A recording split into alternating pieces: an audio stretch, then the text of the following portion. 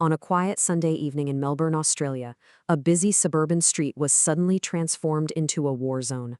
In less than half an hour, a 19-year-old former Army cadet unleashed a storm of gunfire in what would become known as the Hoddle Street Massacre.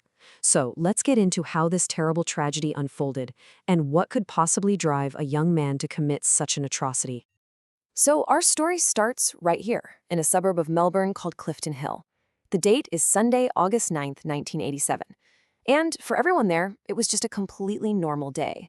But that feeling of ordinary, quiet life was about to be shattered in the most brutal way imaginable.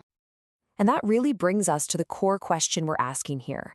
How on earth did a 19-year-old, a kid really, manage to orchestrate such a devastating attack on totally innocent people? To figure out the what, we've got to first understand the who. The person behind the trigger was a young man named Julian Knight. You see, his entire life had been built around one single, all-consuming ambition, an ambition that had just been torn away from him.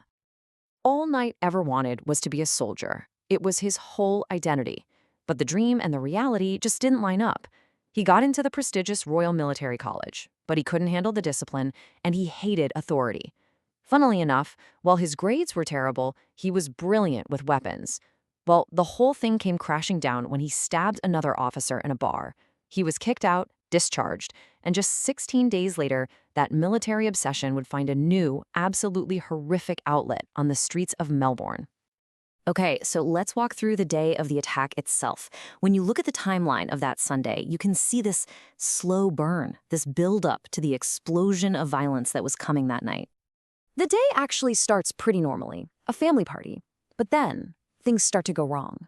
His car breaks down, a minor thing, but it just adds to the pressure. He ends up drinking alone at a local pub, and that is where everything changes.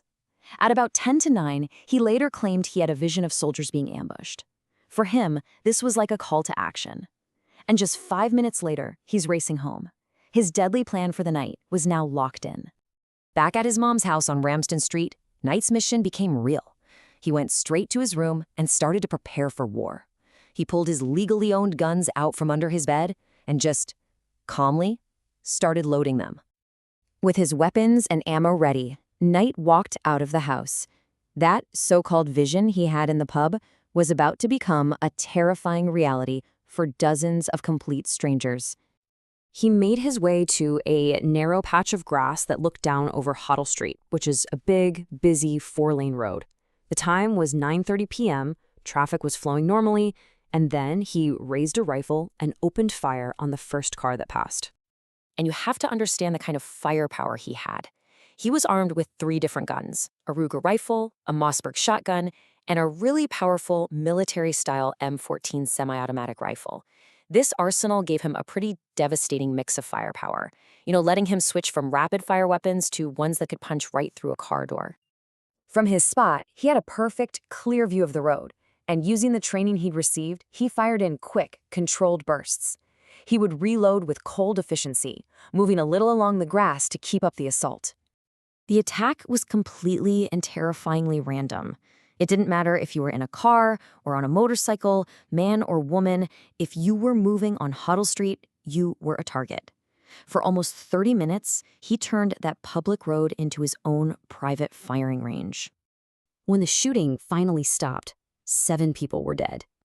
And another 19 were injured, many with wounds that would change their lives forever. The human toll of those 30 minutes was just catastrophic. As the first police siren started screaming in the distance, Knight knew his time on Hoddle Street was over. But his rampage wasn't finished yet.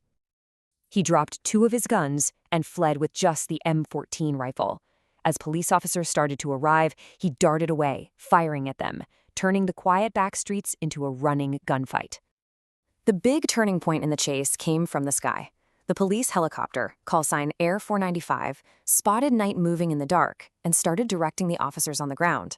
Knight actually fired up at the helicopter, hitting its fuel tank, but it was too late. They had him locked in. Finally, he was cornered in a laneway, caught in the glare of police headlights, with nowhere left to go. The officers yelled at him to surrender. He dropped his rifle, put his hands up, and shouted, "Don't shoot, I'm coming out." With Julian Knight in custody, the true scale of the night's horror began to sink in. leaving a scar on the city of Melbourne and the entire country that would never fully heal. It's just so important that we remember the names of the people who lost their lives. Tracy Skinner, John Muscat, Vesna Markovska, Robert Mitchell, Gina Papayanov, Dusan Flejnik, and Shane Stanton. 7 innocent people who were simply in the wrong place at the absolute worst time. So, Knight pleaded guilty. He was given 7 life sentences, and the judge set a non-parole period of 27 years. That meant he could have been eligible for release in 2014. Well, the idea of him ever getting out caused a massive public outcry. So before he was even eligible, the government passed a very specific, unprecedented law. It basically ensures Julian Knight will never be a free man. Now, he can only be released if he's so sick he's no longer a threat, or if he's literally on his deathbed.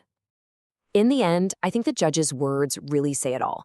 The Hoddle Street Massacre wasn't just some random act of violence. It was the catastrophic end result of a rejected fantasy, of a military dream that turned outward and declared war on the world, leaving behind a legacy of grief and a law created to make sure one man's rage would stay locked away forever.